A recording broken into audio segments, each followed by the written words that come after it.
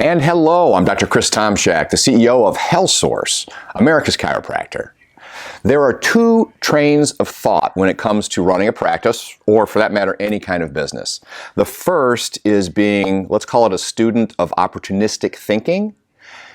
And that train of thought tends to be more short-term focused, more short game.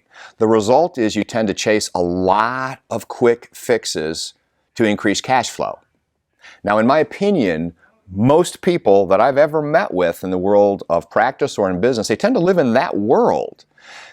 The trouble is this leads to investing in things that will not build the long-term success of your practice. And that leads to investing in basically distraction after distraction after distraction. I mean, sure, you can bump up revenue, no doubt about it, but it's always short-term until the next greatest thing comes along.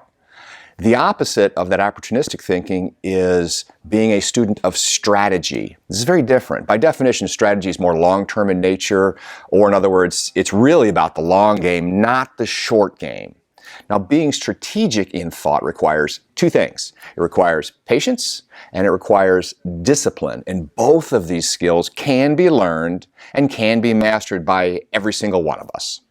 Charting a long game vision or strategy takes research, and it takes time. It's methodical in nature, it's step by step. But over time, it builds upon itself so that it ramps up slower, but produces much greater results in the long term. It's sustainable, and it is totally long game thinking. This is where discipline comes into daily play. Strategic thinking demands discipline to stay the course and follow the plan, regardless of the distractions that appear, and they will always appear. It does not mean you don't monitor constantly and course correct when needed.